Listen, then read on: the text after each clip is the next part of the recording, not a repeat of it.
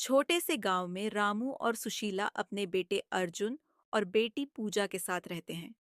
रामू एक मेहनती किसान है जो पूरे परिवार के लिए दिन रात मेहनत करता है। उनकी हालत ऐसी है कि परिवार की मूलभूत जरूरतें ही मुश्किल से पूरी हो पाती हैं। सुशीला ने हमेशा अपने बच्चों को पढ़ाने और उनका भविष्य संवारने की ख्वाहिश रखी है, लेकिन पैसे की कमी ने कई बार उसे निराश किया है। पूजा एक होनहार और समझदार लड़की है, जिसकी एक ही ख्वाहिश है, अपने माँ बाप की इज्जत बढ़ाना।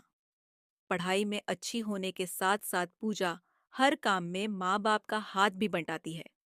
उसकी सबसे बड़ी चिंता है कि उसके माता पिता उसकी शादी को लेकर चिंतित रहते हैं।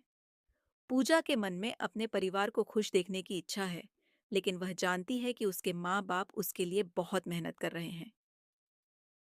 एक दिन गांव के एक सम्मानित व्यक्ति जो पूजा के परिवार को जानता है उनके घर आता है।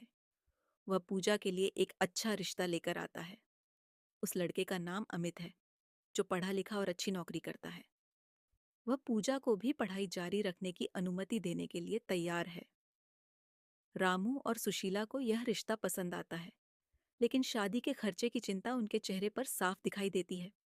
रामू और सुशीला ने पूजा की शादी के लिए पैसे इकट्ठा करने का फैसला किया।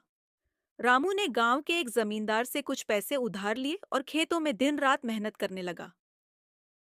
दूसरी ओर सुशीला ने गांव में कढ़ाई बुनाई का काम शुरू किया और गांव की महिलाओं से भी मदद मांगी। हर दिन सुबह से शाम तक वे लोग मेहनत करते रहे और धीरे धीरे शादी के लिए पैसे जोड़ते गए। पूजा को अपने माँ बाप की मेहनत देखकर बहुत दुख होता है। वह अपने माता पिता से शादी की चिंता न करने को कहती है और कहती है कि वह नौकरी करके भी उनकी मदद करेगी। लेकिन रामू और सुशीला अपनी बेटी के भविष्य के लिए कोई कमी नहीं छोड़ना चाहते। उनके मन में एक ही बात है कि पूजा की शादी अच्छी तरह से हो और उसका जीवन सुखी हो। आखिरकार पूजा की शादी का दिन आ ही जाता है। गांव के सभी लोग इस खुशी में शामिल होते हैं और मिलकर सारी तैयारियां करते हैं। रामू और सुशीला ने अपनी मेहनत और संघर्ष से एक शानदार आयोजन किया। पूजा का दूल्हा अमित उसे देखकर बेहद खुश होता है और कहता है कि वह उसे हर तरह से सपोर्ट करेगा। पूजा भी अपने माँ बाप का धन्यवाद करती है और अपने नए जीवन में प्रवेश करती है। शादी के बाद विदाई का समय आता है। पूजा अपने माता पिता को गले लगाती है और रोते हुए कहती है कि वह उनके सारे कर्ज चुकाने का वादा करती है।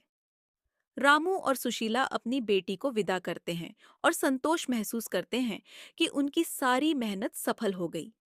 गांव के लोग इस पल में उनके साथ हैं और उनके त्याग और संघर्ष को सराहते हैं।